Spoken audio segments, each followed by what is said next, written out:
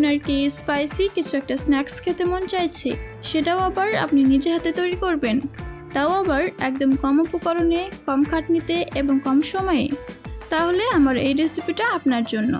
হ্যাঁ, ঠিকই শুনেছেন, আজকে আমি 10 মিনিটে এবং মাত্র 2টো উপকরণ ব্যবহার করে স্পাইসি এবং মজাদার স্ন্যাক্স বানিয়ে দেখাবো। তাহলে চলুন রেসিপিটা শুরু করি। প্রথমে আমি 2টো সেদ্ধ আলু নিয়েছি। এবার এই আলুগুলোকে খুব ভালো করে স্ম্যাশ করে নিব, যেন এর মধ্যে কোনো গোটা আলু অবশিষ্ট না থাকে। এবার এই স্ম্যাশ করা আলুর মধ্যে দিয়ে দেবো একটা ছোট সাইজের পেঁয়াজ কুচি, কিছুটা ফ্রেশ ধনেপাতা কুচি, ঝালের জন্য একটা কাঁচা লঙ্কা কুচি আর গ্রেট করে নেওয়া রসুন। এখানে আপনি কাঁচা লঙ্কার পরিবর্তে চিলি ফ্লেক্স ব্যবহার করতে পারেন। 1 চামচ লেবুর রস দিয়ে দিব। আর আমি একটু ঝাল পছন্দ করি, তাই এখানে লঙ্কা গুঁড়ো ব্যবহার করেছি, আপনি চাইলে স্কিপ করতে পারেন। দিয়ে দিব 1 চিমটি হলুদ গুঁড়ো, জিরে গুঁড়ো, 1/2 চামচ গোটা জিরে, ধনে গুঁড়ো, গোলমরিচ গুঁড়ো, আর এখানে আপনার পছন্দ মতো সব মশলা অ্যাড করতে পারেন।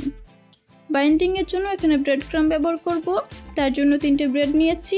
এবার এই স্লাইসগুলোকে টুকরো করে নিয়ে ব্লেন্ড করে নিলেই ব্রেড ক্রাম্ব তৈরি হয়ে যাবে।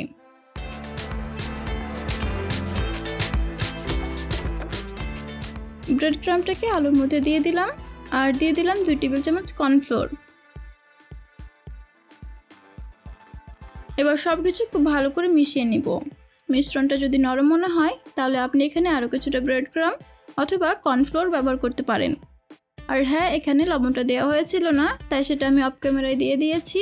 সেই সাথে আমার রেসিপিগুলো যদি এতটুকু ভালো লেগে থাকে তাহলে অবশ্যই নিজের ছোট বোন মনে করে আমার পাশে থাকবেন।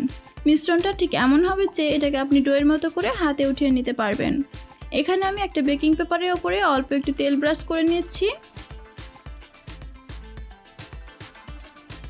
এবার আলুর মিশ্রণটাকে পেপারের উপরে উঠিয়ে হাত দিয়ে চেপে চেপে রুটির মতো করে বেলে নিব, তবে এটা একটু মোটা করে করতে হবে।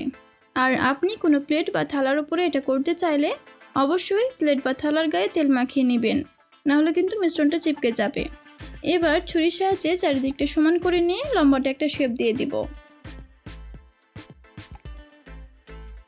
আর এটাকে আমি ঠিক এইরকমভাবে লম্বাটে করে কেটে নিব, যেটাকে বলে ট্রায়াঙ্গেল।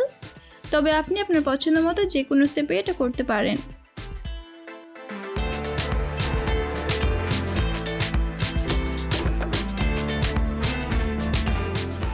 লো টু মিডিয়াম ফ্লেমে তেল গরম করে রেখেছিলাম।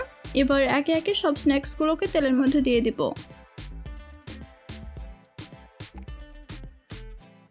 যেহেতু এখানে আগে থেকে সব কিছু সেদ্ধ করাই আছে, তাই এটাকে মিডিয়াম টু হাই ফ্লেমে ভেজে নিতে হবে। আর এটা ভাজার সময় অনবরত নাড়তে হবে, যেন স্ন্যাক্সের চারদিকটা খুব ভালো মতো ভাজা হয়।